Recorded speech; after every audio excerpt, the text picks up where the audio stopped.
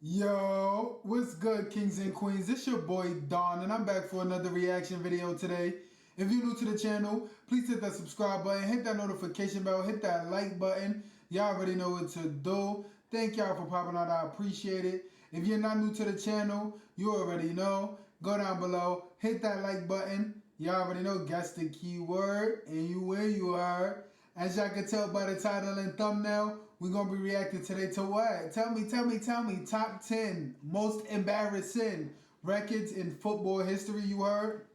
Now, this is, of course, soccer football. I got y'all with the reaction to the actual football coming up next. Y'all already know the vibe, so stay tuned, you heard?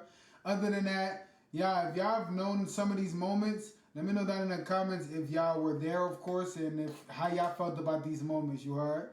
Other than that, let's get into the video. Let's see if we remember or if they are really embarrassing, you heard? For 260 Premier League For real, goals, hit that like button, right? That subscribe with that titles. notification. These are achievements to be proud of. In this video, we'll explore the most embarrassing records in football history. Most own goals. Richard Dunn, 10. Damn, now, every young kid 10. dreams of putting the ball in the back of the net and hearing the roar of the crowd. Richard Dunn was no different. The only problem was he usually made the opposition fans cheer. The Irishman holds the unwanted record of scoring the most own goals in Premier League history. Dunn beat his own goalkeeper 10 times during a 19-year career with Everton, Manchester City, Aston Villa and QPR. That's 3 more own goals than Jamie Carragher, Phil Jagielka and Martin Skirtle in second place.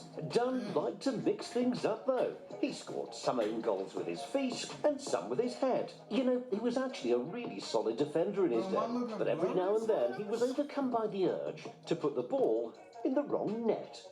Fastest red card, Sergej Jahawa, 7 seconds. No one likes being on the bench, but it does give you a chance to assess the game and think about what you might do when you come on. Guildford as forward, Sergej Jahawa clearly didn't think hard enough. His team were 3-1 down to Olympiakos Volos in a Greek second division game in 2013.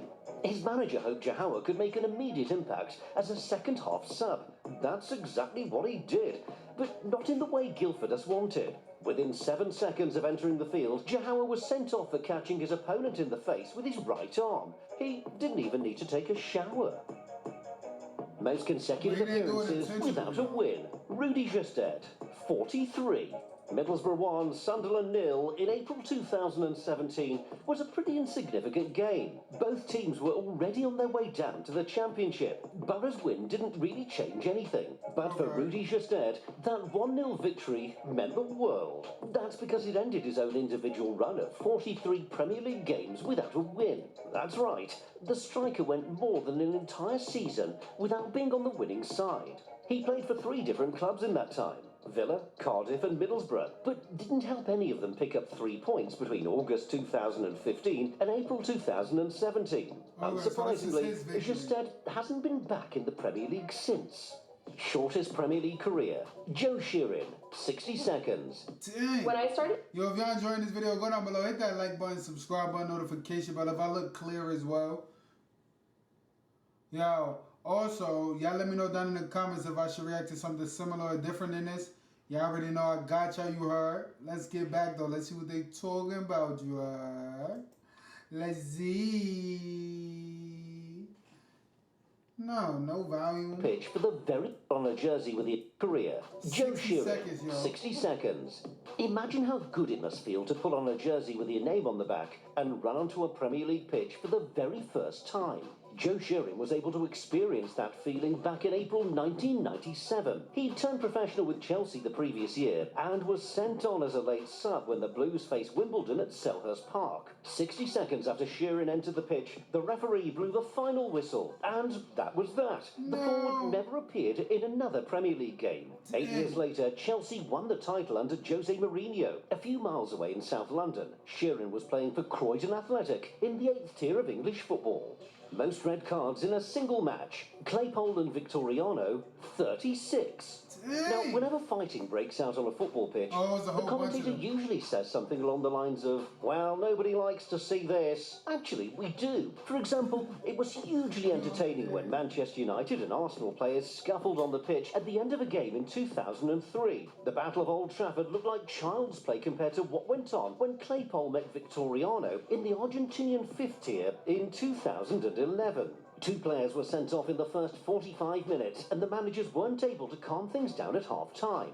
A mass brawl broke out in the second half involving players, coaches, and even some fans. At the end of it, the referee produced an incredible, wait for it, 36 red cards. Needless to say, the match was abandoned.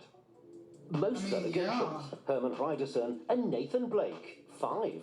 In football, there's nothing more heartbreaking than relegation. A whole season of hard work feels worthless when your team finishes in the bottom 3 and has to face up to the prospect of playing in a lower division next season.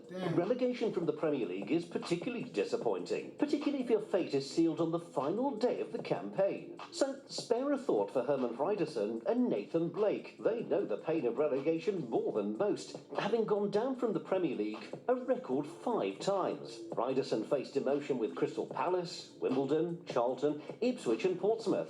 Blake went down with Sheffield United, Blackburn, Wolves and Bolton twice. By the end of their careers, they were probably numb to the pain of relegation. Most red cards, Gerardo Bedoya, 46. Sergio Ramos has a reputation for red cards. He's one of the best offenders of his generation, but the Spaniard is accustomed to taking the odd early bath. Ramos has been sent off 26 times in his career. That's a lot, but it's nowhere near the record held by Gerardo Bedoya. The Colombian was a walking red card. A tough tackling defensive midfielder, Bedoya often got his timing wrong, and he was hot-headed too, resulting in a staggering 46 red cards in a 20-year career. Bedoya became a coach after hanging up his boots. In his first game as assistant manager of Santa Fe, guess what happened? Yep, he was sent to the stands after just 21 minutes. Old habits die hard. Most consecutive games without a win.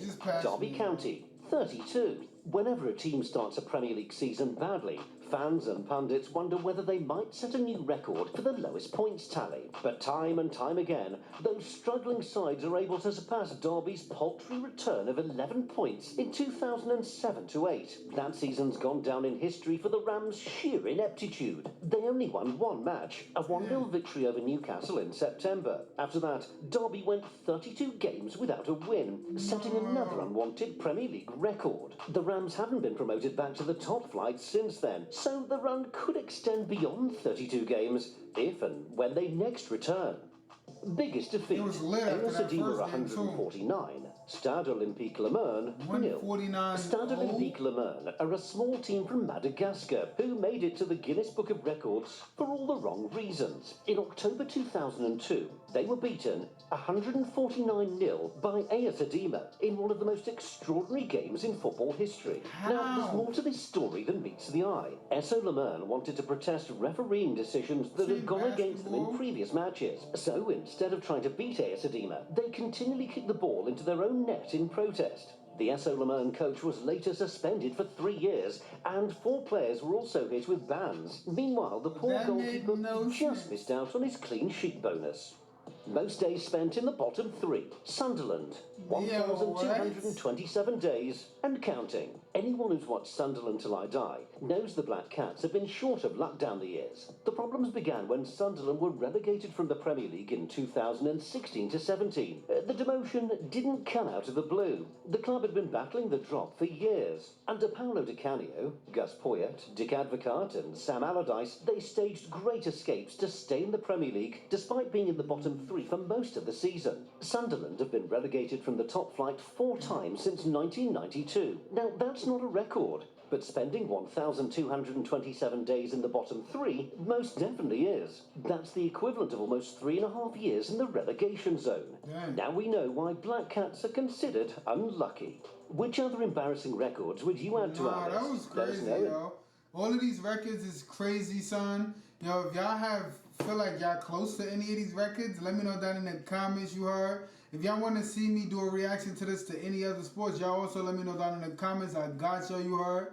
Thank y'all for popping out. Thank y'all for showing love, you heard. Moral of the story is, man, you can't be embarrassed. Do what you gotta do. Make sure you get it done, you heard. See y'all in the next video. Posted one before this, so y'all go check it out. Peace. Love. Done.